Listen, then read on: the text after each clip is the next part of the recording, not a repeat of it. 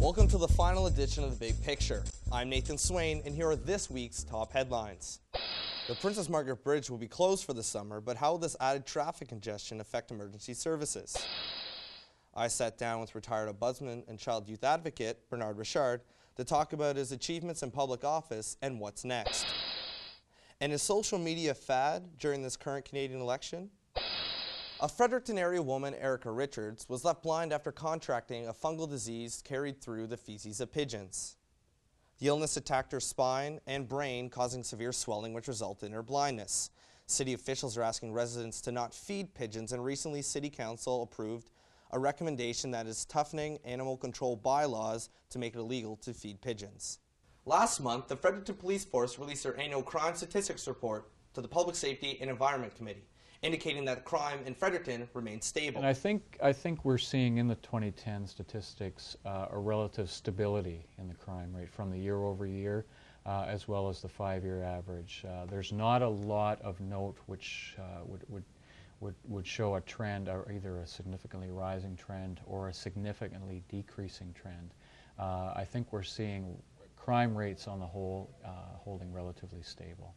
In June, the City of Fredericton will begin construction to conserve and restore its 135-year-old City Hall building. The $2 million project will aim at repairing years of weather damage, which will include masonry repair, waterproofing, foundation work, and repairs to roof damage.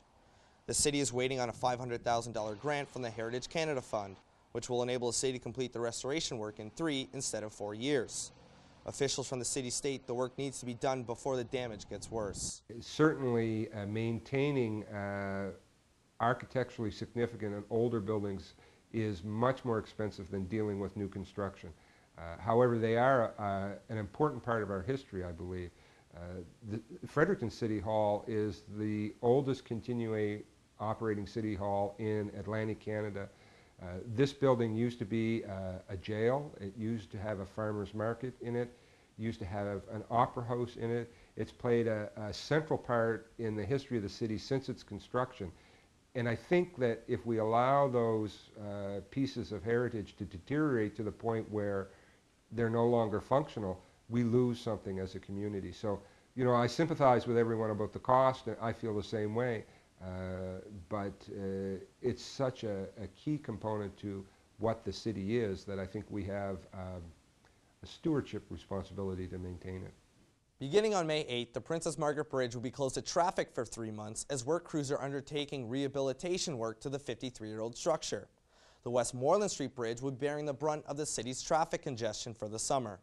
This summer, the province of New Brunswick will be shutting down service to the Princess Margaret Bridge from May 8th to September 5th. This is all due in part to an $80 million rehabilitation project to fix the bridge's aesthetic and structural components. During the bridge's reconstruction, the Westmoreland Street Bridge will be handling the brunt of the city's summer traffic displacement. With added congestion on the city's only bridge, it brings into question what impact the closure will have on the city's emergency services and response times. There was nothing in particular that stood out to us and said, you know, this is a huge issue from an emergency response standpoint. That wasn't the case. We do have officers that are stationed right on the Westmoreland Street Bridge during the summer. We have officers posted on both sides of the river, so, you know, if there is a situation on the north side, we have officers in place on the north side to deal with that. And so, obviously, with the access to the Princess Margaret Bridge going to be down, that becomes even more of a priority to ensure that we have proper resources in place to deal with any situations that arise. Bridge here. The City of Fredericton's traffic engineer, Darren Charter, states that traffic cameras will be crucial to ensure appropriate response from emergency services. What we did last year is we put several traffic cameras on the bridge. Now, what that does is it helps the dispatch center keep an eye on the bridge so they can see what's happening. They can respond to things quicker. They can say, okay, we don't need an officer and a fire truck and an ambulance to go to this incident. We can just send a police officer. So that really helps them respond accordingly. If it's a major incident, of course, they've got to have everything there. So that's a big deal. But by having dispatch being able to see what's going on in the bridge at all times, that really is really helps. Motorists are encouraged to change their driving habits to reduce traffic congestion. The Princess Margaret Bridge is expected to be reopened on September 5th and will be able to accommodate car traffic for another 50 years. For university students, April can be a very stressful month of the year. As the semester is winding down, students are plagued with exams and concerns of impending unemployment and other financial factors. For some students, their income tax is their only means for financial stability until they find summer employment, but others feel they don't need to file their own taxes at all. Elaine McKim, a senior tax specialist at H&R Block, explains the importance of students filing their own taxes. They need to file their income tax and claim their tuition that they pay every year. They also need to know that besides the tuition amount, they get a $400 credit plus $65 a month for each month they're in school. Those also go on, added on with your tuition. So over a full year, they could have $8,000 or $9,000, even more, in tuition carry forwards. That carries forward to when they start working and have actually taxable income where they're paying income tax. That tuition brings their tax payable down by a considerable amount. So for every $5,000 would benefit them around $750 on their taxes. They also can claim their bus passes if they travel by bus to school. They can, and it's important that they file quarterly. File so that quarterly they do get their GST checks. After you reach the age of 19, you qualify for GST. It's important that they do their own taxes so they get a learning knowledge of it. They get to understand how the whole thing comes together, and they get to understand where their tuition's applied. Once they graduate, they might have a couple of years where they're able to use that tuition. Once the tuition's gone, there's a tuition rebate that New Brunswick offers to students. And the tuition rebate kicks in once they've used up the tuition carry forwards. Then they have that to apply for and still get any provincial tax that they pay if they live and work in the province. Recently, a Budsman and child youth advocate for New Brunswick, Bernard Richard, announced his retirement after 37 years of public service. I sat down with Bernard Richard to talk about his achievements and what's next. So over a year ago, so that's March 31st, 2010, you said that you're going to retire. You told everyone. So you gave them enough time to be able to, cross their T's and dot their I's on what's going on. In that year, I bet you had a lot of time to think of what you're going to do after this. So what now? Yeah. What are you going to do? Well, one thing for sure is I'm not going to go fishing or hunting or play golf. I mean, I'm who I am, and I can't change that. I will be a very busy retiree. I do a lot of work for Plan. I chair the board of Plan Canada. I'm also part of the governance of Plan International. So it's a wonderful organization. Allows me to contribute to vulnerable children in 50 countries in the world: Haiti, African, West African countries, sub-Saharan countries, Asian countries. I'm just back from India at a planned meeting. My next meeting is in Sweden in June. And so in Canada, what I do is work with others to raise money. So this year, the year ending in June, we'll raise about $125 million. At Plan International, I help determine the policies that will guide how that money is spent in developing countries. It's a great opportunity. It's a very busy volunteer job. I mean, it's a completely volunteer, but I love doing it. It's been since 2004, and 7 years later now in 2011, you're going to be retiring. What are your greatest accomplishments up until now?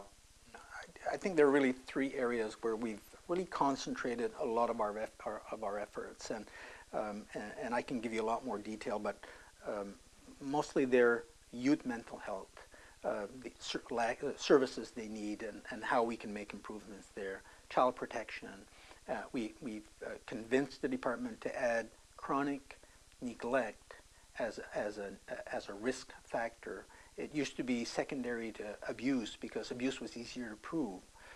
So that's, I think, a major accomplishment. Very happy about that. And then First Nations children, because they're amongst the most vulnerable in our province, and I really felt that we needed not only that we need it, but that we can do better by our founding nations. So you've been deeply entrenched within child advocacy. What really got you motivated into children's rights and children's issues? I am, and certainly, I mean, I kind of don't know what the key was, but as an ombudsman, I traveled around the world because I chaired an association of French-speaking ombudsmen for 2 years, and so I was able to, in my travels, to meet with ombudsmen who worked only on children's rights. We called them, in some countries, they called them children's commissioners.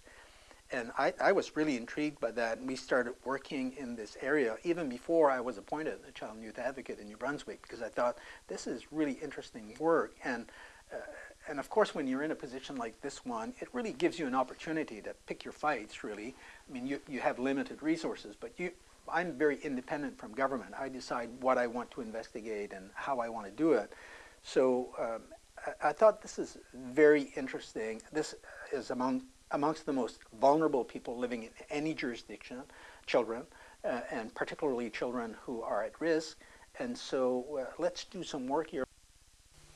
So when you pack up your last box and you look into your office, what memories are going to be going through your head, and what are you going to be thinking about what all you've accomplished during your years? You know, a lot of sad stories, a lot of haunting looks on the faces of children that I've met and that I've seen, or that I've seen after they've died. A lot of long hours, a lot of evenings spent in this office alone, late at night. A lot of really good people that I've worked with, both in the office but around the province, people who care about New Brunswick and who are just giving so much of their time, of their hearts to making it a better place. So I mean, really good memories. I'm tired. You know, I've said it. I don't mind admitting that. It's been a really full plate for a number of years for me. Certainly, well, you know, I can kind of say for almost forever. But I went to law school. We had 3 sons. You know, survived on peanut butter sandwiches. My family helped financially. I couldn't have finished it. I mean, and I ran for office. I was 23 in 1974. So I've been engaged for a very long time, and I will continue to be engaged. That's just who I am. But I want to do it at a different pace, and so I leave the office thinking a lot of good work has been done here. Time to do some more good work somewhere else. Canada's first social media election is nearing its end, as voters are heading to the polls on May 2nd. Canadians have been glued to social media sites as politicians have been trying to reach out to the 17 million Canadian voters online. For third-year political science major Michael Manning, social media applications on his computer and mobile phone have been working overtime during the current Canadian federal election. Through social media applications like Facebook and Twitter, he is better equipped to stay informed and debate political issues with others real-time. Social networking sites are being used as a tool to help promote voting in younger Canadians, as only 44% of young voters between the ages of 18 and 25 voted in the last federal election. 2 other pieces of ID. This election, using Facebook and Twitter and other types of social media, bring a different aspect of information to the voter. And I think, in my case, that I can follow real-time what's happening. I can go on the election trail on my phone while I'm out and about. Many have dubbed this current election as Canada's first social media campaign. Politicians and Canadians alike have been flocking to social media sites such as Facebook, Twitter, and YouTube to broadcast their issues and concerns, as well as connecting with fellow voters, journalists, and candidates. But is this new media form just a fad, or can it have a significant impact on the Canadian political system? I think it's a fad in the way it's being covered at the moment, and it sort of feeds into a media narrative where people want to talk about the process around politics rather than the issues in politics. New Brunswick NDP leader Dominic Carty feels that social media sites like Twitter and Facebook are interesting things to talk about, but sometimes the message can get lost through the medium. The bones of a political campaign, the flesh on those bones, are the ideas and the policies. And it would be nice if we spent more time talking about those and how we can actually change society rather than just changing the way politicians do their jobs. St. Thomas University political science professor Tom Bateman questions the quality of social media's messages. All other things being equal, the more costly it is for a message to be conveyed, the higher quality that message is. And one of the great beauties of the social media is that they allow for a very low-cost, high-coverage way to communicate a message. And one concern that one might have is that people will discount the new social media message precisely because it's so easily dispersed. And so you've got breadth, but you sacrifice depth in order to get that breadth. And in fact, what exactly can you say in 140 characters? On August 24th, Paralympian Rick Hansen will be departing from Cape Spear, Newfoundland on the 25th anniversary of his Man in Motion tour. It's been 25 years since Rick Hansen left Oak Ridge Mall in Vancouver for his Man in Motion tour to raise money for spinal cord research and awareness for the potential of people with disabilities. Rick wheeled more than 40,000 kilometers through 34 countries, raising $26 million.